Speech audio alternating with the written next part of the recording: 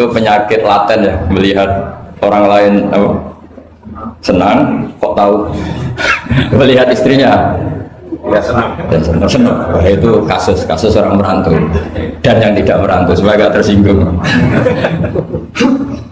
Saya memang sengaja mau memberi kajian yang ringan tapi bermakna, karena agama ini sebetulnya dimulai hal-hal yang ringan. Nggak ada ceritanya filosofi agama itu berat, karena jubilatil ukul ala qabulil haqi. Semua ulama berpendapat akal itu dipaksa untuk menerima kebenaran. Saya pernah ditanya seorang dokter, dia tanya gini, Pak Bahak, zina itu kan enak, kenapa haram? Lalu tidak enaknya zina di mana? Terus dia saya tantang, andai kan zina wajib kamu bingung, kok bisa? Kalau setelahnya terus tak suruh lagi kamu bisa? Ya udah bisa, bangun. Akhirnya dia mikir iya ya, kalau wajib malah bingung, harus mengumpulkan uang untuk murder, dan kalau dia senang seseorang tidak harus kesampaian. Ya kan, kalau kamu senang seseorang kan tidak mesti dia senang kamu, kan repot kan? Kalau seneng tidak mesti dia seneng kamu, atau nggak seneng maunya dibayarkan repot. Mendingan diharamkan terus tidak usah, kan enak malah. Tidur di kamar happy santai, syukur-syukur itu terganti oleh sujud, oleh munajat, oleh kesenangan-kesenangan yang religi. Misalnya maling diharamkan ya enak, kalau kita boleh maling malah digebuki orang malah repot. Barokahnya diharamkan tidak dapat pahala, tidak digebukin orang gitu. Sama, jadi perlu membuat argumentasi agama itu penting. Selama ini ada kesolehan-kesolehan amatir, itu yang sering saya kritik setiap saya ngaji itu, kesolehan apa? Amatir. Misalnya gini, kadang-kadang orang malah gini, Islam itu repot, mau kebar gak boleh, mau bebas gak boleh, andai kan boleh semua kan enak.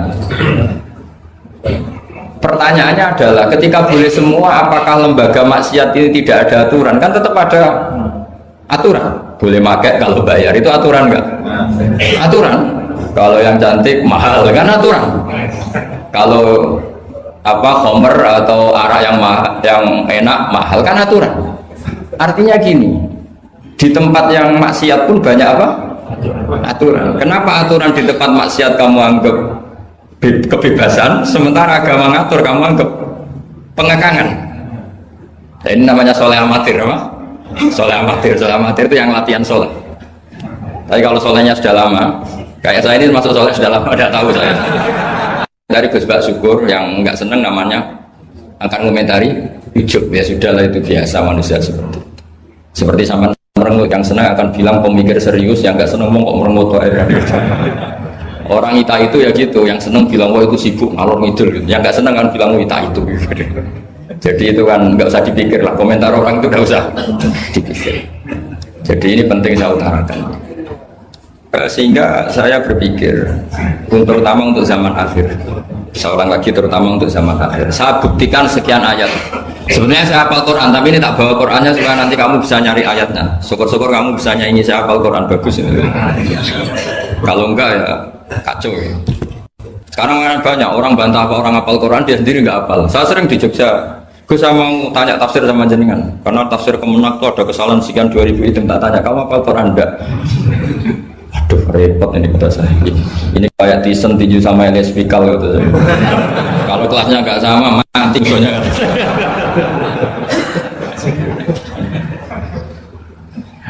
Karena bukan karena ini keangkuhan, tapi proporsional apa? Proporsional. Saya cerita yang ringan-ringan saja, sebagaimana sanad saya dari guru-guru saya ila Rasulullah SAW. Agama itu dimulai dari kesenangan, happy, farah kalau dalam bahasa Arab al-farah. Ayatnya jelas, qul bi fadlillah wa bi rahmatihi fa bidzalika falyafrahu. Ingat Muhammad dengan fadl Allah, anugerah Allah dan rahmatnya, kemudian dengan itu kamu harus senang. Sehingga dengan senang kepada Allah dan Rasul itu nikmatnya Masya Allah. Andai kan senang itu bisa ditakar, orang yang sedang tahajud menangisi dosanya plus menangisi nasibnya kalau di perantauan ini. Itu senangnya sama orang yang sedang dugem itu mesti kalah, mesti senang yang sedang tahajud. Karena orang-orang maksiat itu sebenarnya orang-orang susah. Kalau tidak susah gimana? Setelah itu semua ditanya senangnya di mana? Tidak tahu dia mabuk. Sementara senang kamu ingat betul tadi malam saya nangisi dosa-dosa saya, nangisi nasib saya, kemudian tenang karena kembali ke Allah, kembali ke Rasul. Itu luar biasa senangnya. Tapi masalahnya sekarang ibadah itu kayak ancaman. Kalau ada pondok mewajibkan tahajud, itu santrinya itu sudah mendelik dulu. Kalau di masjid-masjid gini itu kira-kira diwajibkan tahajud, orang juga protes. Ini aliran sesat, sunat kok diwajibkan. Jadi agama itu banyak keunikan, tapi yang jelas saya pastikan kamu harus senang. Kata Rasulullah SAW tadi, salasun mangkun nafihi wajata halawatal iman. Tiga hal ini, kalau tiga hal ini ada pada kamu, ada pada kita, pasti kita ini menemukan halawatal iman, manisnya iman. Yaitu satu, ayyakuna Allahu wa rasuluhu ahabba ilaihi mimma siwahuma. Bahwa Allah dan Rasul itu lebih Anda cintai ketimbang yang lain. Mencintai Allah itu nikmatnya, Masya Allah.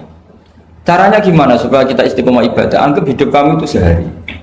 Saya ini di Jawa, kalau besar, tapi punya uang 200.000 itu ngira banyak sekali. Bukan banyak, banyak sekali. Karena saya ngitung hidup itu per hari. Karena aturannya orang soleh, sama tak ijazahi, pasti kamu nggak mau. Karena kamu pecinta won. Pasti tidak mau. Syarat sahnya orang soleh itu harus nganggap hidup itu hanya sehari. Hanya apa? Wa'mal li akhiratika ka'annaka tamutu ghadan. Beramallah untuk akhiratmu seakan-akan besok mati. Coba kamu yang di perantauan, bayangkan maksiat sampai 60 tahun ke depan kan berat. Sampai seminggu saja kira-kira berat kan. Tapi kalau bayangkan saya tidak akan maksiat semalam ini karena besok saya mati, sukses. Besok berpikir gitu lagi, saya tidak akan maksiat kan hanya sehari. Ternyata besok hidup lagi. Berpikir gitu lagi, tahu-tahu mati betulan setelah 60 tahun. Jadi itu apa ya, satu konsep dari Rasulullah supaya orang itu meninggalkan maksiat itu ringan karena bayangannya hidup banyak. Coba yang ahli maksiat itu diberitahu besok kamu mati, kira-kira malamnya masih ada. Kamu maksiat itu karena bayangkan hidup masih lama. Makanya kata Quran, wahai orang-orang yang beriman, alam yakni lilladzina amanu an takhsha'a qulubuhum li dzikrillah wa ma nazala minal haq. Orang-orang iman itu sudah saatnya khusyuk. Kamu jangan seperti orang-orang dulu. Orang-orang dulu fatola alaihimul amatu faqasat qulubuhum. Orang itu menjadi wangkot, menjadi keras hatinya karena merasa hidupnya itu panjang. Ini penting, ini konsep-konsep yang ada di hadis sahih. Jadi tidak perlu kamu soal ini sahih apa enggak, tak pastikan sahih. Saya ini baca hadis lama sekali. Jadi yang nyoal harus imbang. Kalau enggak kayak Tyson dengan Elias Pikal. Supaya clear, supaya jelas. Saya sering ketemu para pemikir di Jogja dan berkali-kali saya bilang harusnya diskusi itu imbang. Ini bukan karena keangkuhan tapi karena proper. Awal maksiat itu dimulai karena tidak senang tercari kesenangan dan pilihannya maksiat. Coba kalau kesenangan itu ada pada Tuhan, itu luar biasa. Sampai Rasulullah itu menggambarkan ketaatan yang baik itu. Ada hadis yang mungkin kalau orang Jogja, orang Solo itu tidak siap karena agak priayi. Nabi pernah ngendikan, wa fi buti ahadikum shadaqah. Kamu ngeloni istri kamu itu ya sedekah. Sahabat ya tanya, ayati ahaduna syahwatahu wa walahu ajrun. Yang benar aja ya Rasulullah, masa urusan seks, urusan biologis kemudian dia dapat apa? Pahala. Nabi jawabnya ringan saja, alaihi salawatu aha fi haramin akana alaihi wisrun. Kalau yang digauli itu istri orang atau yang enggak zaujahnya, enggak istrinya, apa dia ada dosa? Ya dosa ya Rasulullah. Fakadzalika kalau waktu fi halalin karena lagu ajrnya begitulah kalau dia kalau salah letak haram, kalau tepat sasaran ya halal. Segampang itu ibadah itu.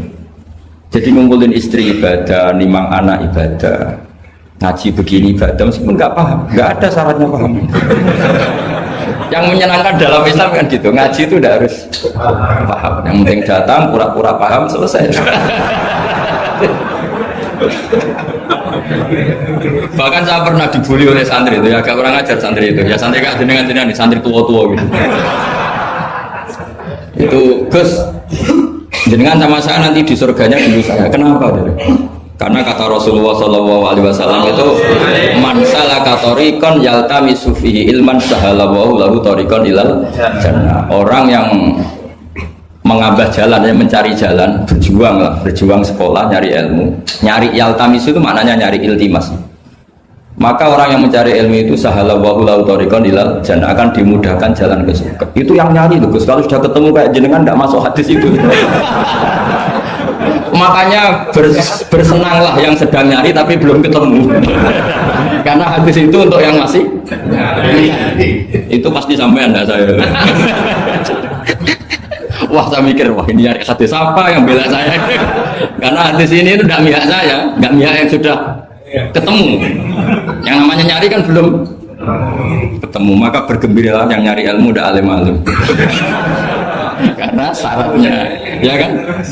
Man salaka tariqan yaltamisu fihi ilman sahhalallahu lahu tariqan ilal jannah. Siapa yang berjalan atau menempuh satu perjalanan mencari ilmu. Di mana-mana mencari itu sudah ketemu belum? Belum. Berarti kiai masuk hadis itu enggak? Alhamdulillah. Karena kiainya sudah ketemu.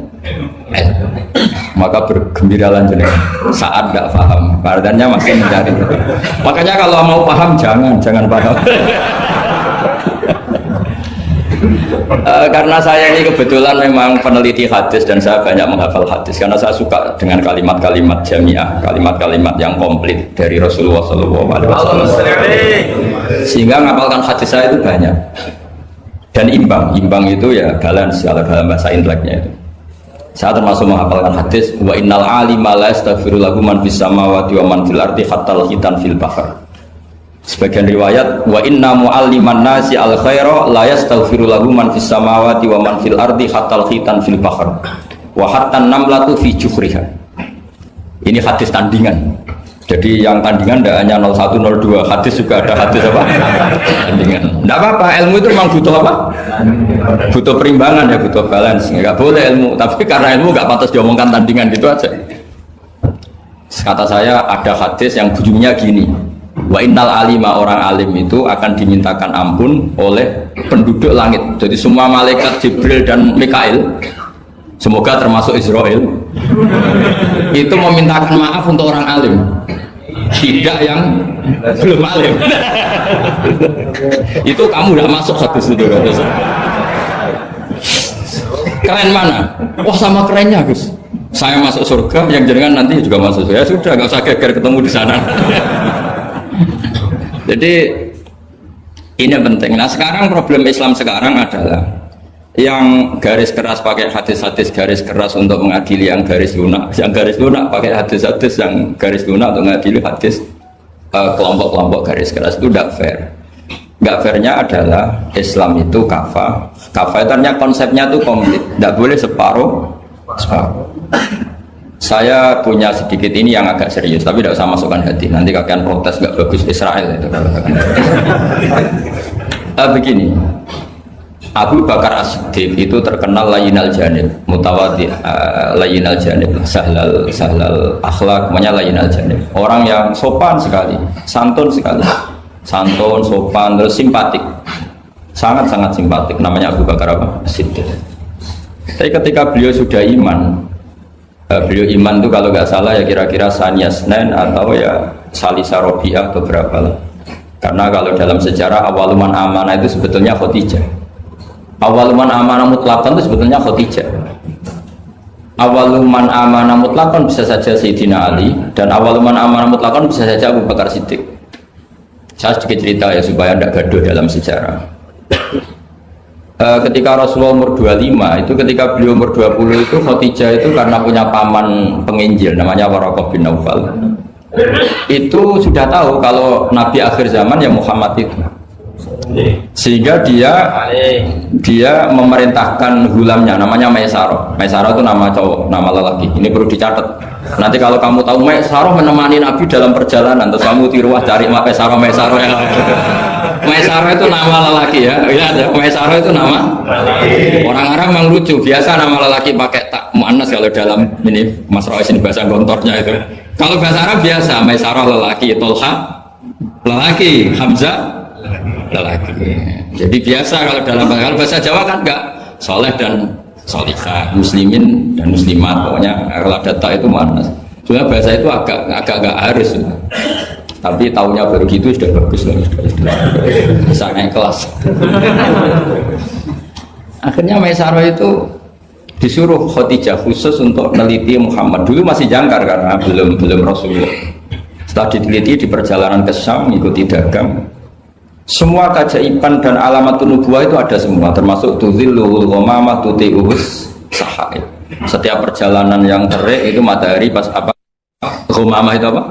mendung mengayomi Nabi. Saya termasuk orang yang ditakdir pernah di pohon tua yang dulu jadi alamat nubuwah. Di Jericho itu ada pohon tertua di dunia. Pas saat di situ malah ada film dokumenter Kristen pas itu. Karena pohon itu semua nabi pernah duduk di situ, termasuk Nabi Isa dan Nabi Muhammad SAW. Dan itu para pendeta tahu reaksi pohon. Jadi kalau duduk, kalau sampai yang duduk pohonnya agak reaksi biasa saja. Tapi kalau nabi yang duduk itu akan direaksi. Misalnya nabi duduk di barat, kemudian matahari teriknya dari barat, pohon itu akan pindah ke barat supaya geser. Sehingga Rohibu Khairah itu tahu ini calon nabi sesuai definisi atau kriteria yang. Singkat cerita, setelah Maisarah lapor sekian alamat nabi itu diceritakan Khadijah, terus nabi ketika umur 25 dia memantapkan diri untuk nikah sama orang bernama Muhammad.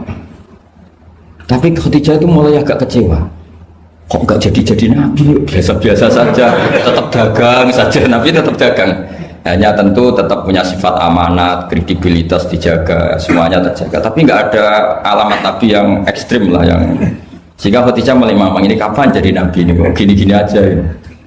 Nah pas umur 40 itu nabi ngalami yatahannas itu yata'abbad al-layali yadawatil abdad. Kalau dalam Sahih Muslim disebutkan fakana yatahannasu fil ghar wa huwa at-ta'abbud al-layali yadawatil abdad.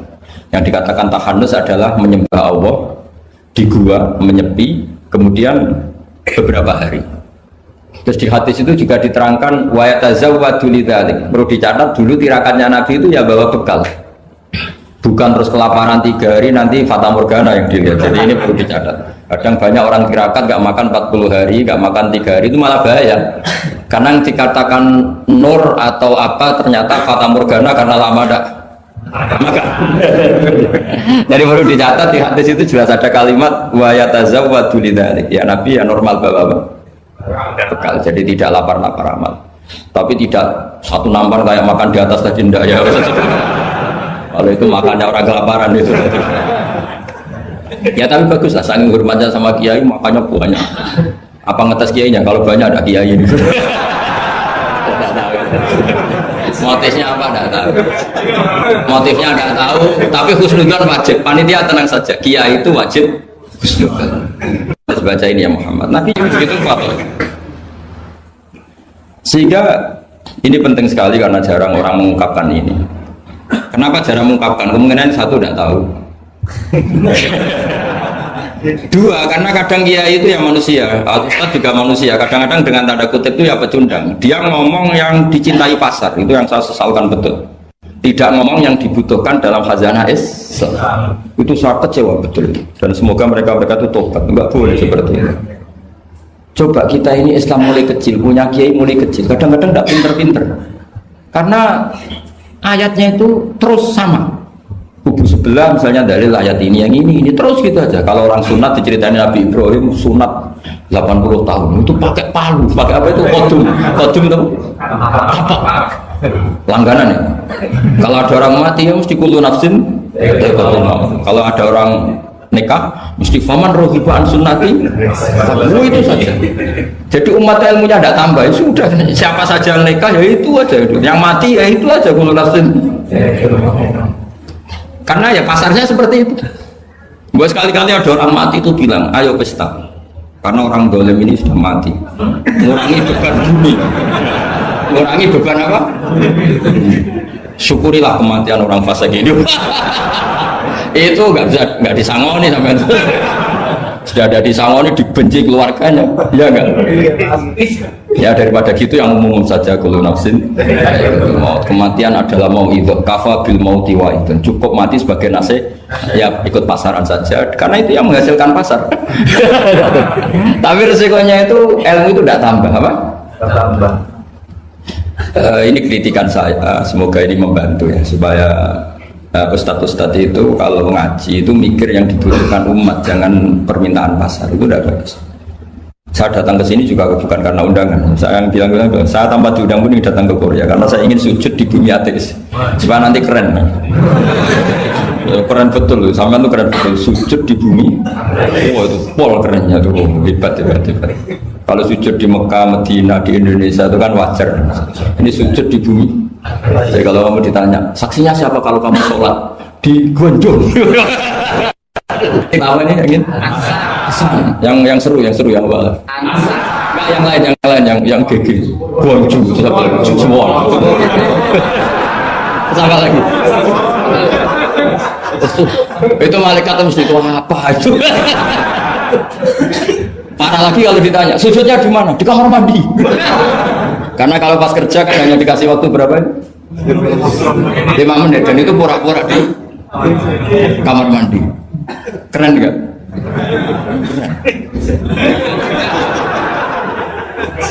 Jadi padahal bumi itu akan bersaksi yang dipakai tempat sujud.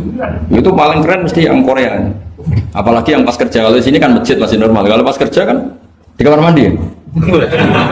Iya di pabrik ya maksudnya. Oh iya. Jangan yang priai yang itu, yang nggak priai itu.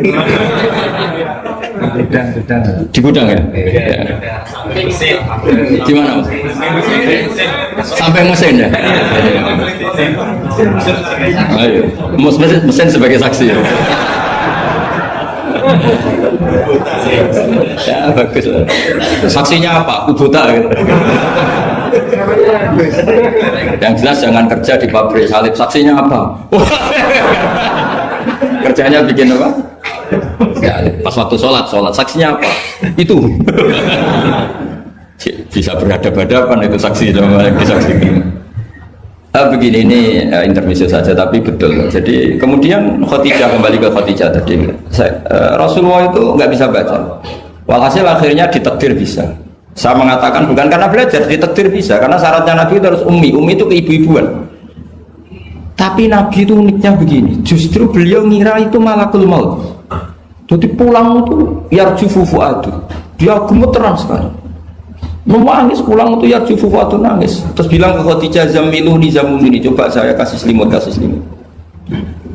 Kalau dalam bahasa Arab itu boleh khitab sama perempuan itu pakai ya mu'annas sama khotoba atau pakai mudzakkar ghaib al mudzakkar mukhatab jamak tapi niatnya ahli. Jadi kalau orang Arab bilang normalnya kalau perempuan kan zamili ini karena khitabnya satu yaitu Khadijah. Tapi Khadijah itu nama ahlun, nama keluarga sehingga dalam bahasa Arab juga boleh zamiluni apa? Pakai khitab jamak mudzakkar. Khadijah terus dikemulin. Di mana-mana namanya ketakutan itu ya dikemulin. Dan di mana-mana kalau ketakutan itu cari istri. Yang bayang di perantauan ya kalau ketakutan. Tidak usah lah banyak menyinggung orang. Pokoknya seperti itu. Sunnah manusia apapun hebatnya kalau ketakutan itu nyari istri. Jangan bahasakan nyari perempuan, nyari istri ya. Garisnya jelas ya. Kalau ketakutan nyari apa? Istri. Nyari istri apa nyari perempuan? Istri. Alhamdulillah. Bagi yang punya. Bos. Akhirnya dikemulin sama Khadijah. Ada apa? Oh saya tadi ketemu malakul mauti gini-gini. Khadijah tuh senangnya bukan main. Ini yang saya tunggu. Hampir saja saya putus asa. Kamu gak jadi nabi ya? Terus tanya Khadijah, lalu sifatnya orang tadi kayak apa? Oh gini. Oh ya besok ikut saya. Didatangkan ke Waraqah bin Naufal. Dalam Bukhari disebutkan wa kana imro'an tanassara fil jahiliyah wa yaktubu minal injil masyaallah ayaktub. Waraqah bin Naufal itu penginjil. Dia menerjemah Injil dari bahasa Ibrani menjadi bahasa apa? Ketika Rasulullah ditanya, ma ra'aita itu, madza tara? Apa yang kamu lihat? Terus Nabi cerita itu. Terus kata Waraqah bin Naufal, hadan namus alladzi ja'a bihi Musa. Bahasa lainnya malak itu namus hadan namus alladzi ja'a bihi Musa. Uniknya itu tahun awal nubuwah, ya, tahun awal apa? Nubuwah. Itu uniknya Waraqah itu bilang begini. Ini Waraqah bin Naufal bilang gini. Doakan saya ini masih hidup. Khina akhrajaka qaumuk, ketika kaum kamu ngusir kamu. Kagetnya bukan main Rasulullah, karena Rasulullah itu figur yang menarik, yang simpatik. Beliau putra tokoh Muhammad bin Abdullah bin Abdul Muttalib bin Hashim, tokoh yang sangat dihormati. Beliau tidak punya kasus, beliau tidak orang yang dibenci, beliau orang yang sangat menarik. Kenapa harus ngalami diusir? Maka Rasulullah tanya, awamu khrijiyah, masa betul umat saya mau mengusir saya? Tapi siapa? Waraqah tetap bilang, ya letani fiyajat anhina akhrajaka qaum. Doakan semoga saya ini masih kuat ketika engkau diusir kaum. Ini sekalian latihan bahasa Arab karena sama nama latihan bikin mesin saja ini ambil latihan bahasa Arab. Bahasa Korea ya. Akhirnya kata Waraqah bin Naufal, tidak ada orang yang alami seperti kamu kecuali pasti akan diusir. Falam yalbas yasiron illa antum, terus kemudian Waraqah tidak lama kemudian meninggal. Ya, yang penting dari ini semua apa? Waraqah itu membaca kriteria para nabi itu pas sekali dan akhirnya tahun 13 nubuwah Rasulullah mengalami diusir. Kan beliau hijrah itu 13 tahun dari nubuwah, kira-kira umur 53 berapa? 53. Tapi Waraqah sudah mengatakan itu di tahun pertama Rasulullah menjadi nabi, karena definisi nabi itu harus pernah diusir. Maka kalau sampai mengalami diusir oleh nasib itu ya ada amat. Cuma itu udah alamat nubuwah, alamat terlantar. Karena yang nabi sudah ditutup, nggak ada peluang lagi. Jadi Khadijah itu masih gak terima, padahal beliau sudah mendapat sekian alamat tadi, tudzilluhul ghamama tuti'u sahab, pada sekian alamat. Tasnya sudah lulus semua. Rasulullah tadi Maisarah menyaksikan apa, dinaungi oleh apa, mendung tadi, macam-macam. Khadijah itu masih dengan tanda kutip masih agak-agak beli, masih cari definisi yang ini agak absurd. Kata Khadijah gini, ya Muhammad, ya Rasulullah, kalau kamu kedatangan teman kamu itu, kalau bilang sohibuka, nanti cerita ke saya. Ya kata Nabi. Nabi itu lugu, nggak ngerti kalau itu dites. Ya katanya. Suatu saat Jibril datang ke Rasulullah. Ini malak, ini Jibril, ini teman saya datang. Ya Nabi kadang istilahkan Jibril itu temannya. Ini teman saya datang. Oh ya. Terus Khadijah dekat Rasulullah, pas Rasulullah agak-agak di pangku manja. Fakasyafat an auratiha, sebagian auratnya Khadijah itu dibuka. Sama tidak usah bayangkan kelihatan apanya itu. Makanya agak absurd. Ya kira-kira bukunya saja lah yang lebih mudah. Tidak lebih dari itu, jangan macam-macam. Akhirnya terus ditanya, Khadijah tanya, temanmu masih? Tidak, lari. Akhirnya Khadijah ditutup lagi. Khadijah nggak tahu ada Jibril, nggak tahu. Ditutup lagi. Sekarang temanmu di mana? Oh sekarang datang lagi. Oh Nabi diamuni sempurna. Ini yang saya tunggu-tunggu, kan? Itu malaikat betul, bukan setan. Karena kalau setan tahu aurat kamu tahu. Artinya apa? Dalailun nubuwah itu dikaji sedemikian rupa oleh Khadijah karena beliau ponakan dari penginjil, yaitu Waraqah bin. Tentu zaman itu Injil masih orisinil, bukan kayak yang sekarang Lukas Matius. Tentu jadi Injil di sini bukan konotasi yang muharraf, yang apa? Enggak orisinil ya, tentu yang masih apa? Orisinil. Jadi semuanya mengarah ke pembenaran terhadap kenabian Rasulullah Muhammad SAW. Jadi Khadijah tambah mantap. Jadi Nabi dites ini ada tahu ya, lugu saja. Temanmu masih lari. Terus, setelah ditutup lagi, temanmu ada. Oh iya ya sekarang ada lagi. Wah ya Nabi betul. Absyir ya Muhammad, kamu harus senang, itu malaikat betul. Kalau setan tidak seperti itu. Oh, kalau ada orang senangnya bukan main. Nah, melihat awal, saya ulang lagi ya, melihat awal dialek kenabian itu hanya dengan Khadijah karena dia keluarga terdekat beliau. Maka sebetulnya awaluman amanah mutlakon itu sebetulnya itu hampir semua ulama bilang itu Khadijah, bukan Abu Bakar. Tapi melihat peran Abu Bakar yang begitu sentral dalam mengawal Islam, orang bilang Abu Bakar. Melihat Sayyidina Ali teman kecilnya Rasulullah, orang bilang Ali.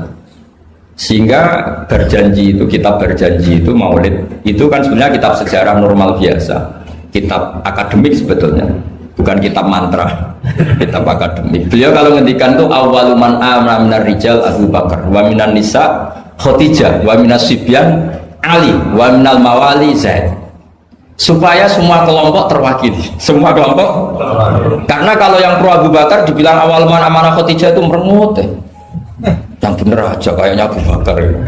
Yang pro Khadijah kalau dibilang Abu Bakar juga merengut. Yang pro Ali juga demikian. Akhirnya di tengah-tengah awaluman amana minar rijali Abu Bakrin, wa minan nisa Khadijah, wa minas sibyan Ali, wa minal mawali Zaid bin Harisah. Pertama orang iman dari golongan lelaki tua, rijal lelaki tua, lelaki berumur itu Abu Bakar, dari perempuan Khadijah, dari anak kecil Ali, dari mawali budak dimerdekakan. Jadi itu sudah cara bahasa Arab itu takbir itu redaksi yang agak-agak ngeles. Jadi seperti ginilah, pendiri masjid As-Siratal Mustaqim itu siapa? Yang pertama punya ide tentu sebenarnya yang pertama, tapi kan ide tok belum terrealisasi. Nah, nanti yang pertama terrealisasi pondasi juga pertama, tapi yang benar-benar mulai dipakai Jumatan itu juga pertama lagi lah. Supaya agak sensitif kita ini harus minta semua, mau udah mau kan kita harus ngomong awaluman bana hadal masjid si'ah, tapi dulu belum ada ya bana ide. Wa awaluman misalnya pembalataan batu pertama waktu al-hijarah awalan ini, wa awaluman sing jadi imam ya ummu hadal masjid fil jum'ah ini lah yang sampean wa awaluman ngerameni ibu masjid. Sudah gak apa-apa, sementing awaluman apa masuk kategori awal. Nah ini penting saya terangkan. Kembali ke Abu Bakar. Abu Bakar itu layinal janib, orang yang sopan. Dan itu bagus, tentu sopan itu bagus, layinal janib bagus. Tapi masalahnya Rasulullah itu dikepung preman-preman yang ganas, yaitu Abu Lahab, Abu Jahal, Walid bin Mughirah, Wa'il bin semuanya preman yang ganas. Bukan sekedar kafir tapi ganas terhadap umat Islam. Mereka penyiksa-penyiksa ulung, termasuk akhirnya ada yang mati syahid, awal syahidin fil Islam, yaitu Ammar bin Yasir. Tapi yang bapaknya bukan Ammarnya, siapa? Yasirnya, sama istrinya namanya Sumayyah. Makanya saya tadi ngaji di Masjid Ammar bin Yasir itu ngaji yang paling gak guyon, karena masjid itu didesain untuk mengenang Ammar bin Yasir. Sumayyah disiksa sampai mati, ya Yasir juga gitu, sampai Rasulullah ngendikan sobron ala Yasir inna mu'idakum al jannah, sudah kamu sabar, kamu pasti nanti masuk surga. Bilal disiksa, tapi Bilal akhirnya aman karena menangi, diselamatkan Abu Bakar, bahkan menangi futuhat ya, beliau menangi apa? Fatwa Mekah. Saya pernah ziarah ke makam Bilal. Akhirnya apa Rasulullah? Ini kalau gini terus anak Islam orang-orang sopan kok repot. Beliau pas jalan-jalan ngerti Umar itu kalau ingin sarapan atau ingin punya uang, kalau ingin punya bon itu harus tarung. Dan dia petarung yang dulu. Jadi kalau tarung itu menang, ya uangnya banyak. Barokahnya kalau tarung apa? Menangan dari gulat. Akhirnya Nabi mikir, wah kalau yang Islam gini ini cocok. Karena kalau yang sopan-sopan ini kayaknya repot. Kalau asal Nabi spontan tuh, Allahumma izzal Islam bi Umar. Ya Allah, muliakan Islam ini dengan Umar. Gak tahu apa bisa diganti izzal Islam di Banser, gak tahu saya. Karena kalau Banser sopan ya aneh, Banser kok sopan, nggak jadi aneh. Atau pemuda Muhammadiyah kalau sopan nggak jadi aneh. Masa pengawal kok sopan? Monggo nak badhe santai. Ya nggak pantas, sterilkan dulu. Pas pampres sopan, Pak Jokowi tidak jadi pidato karena yang salaman apa? Banyak yang minta buku banyak. Singkat cerita betul, karena Nabi yang berdoa itu di sebagian tarikh menyebut doanya Senin, kami sudah masuk Islam, hanya Senin, Selasa, Rabu, Kamis. Kalau kamu ya 30 tahun nah mungkin itu saja tidak mesti ya Pak. Akhirnya Umar itu Islamnya juga unik. Dia mau mencari Muhammad, masih jangkar, kalau manggil masih jangkar, belum Rasulullah.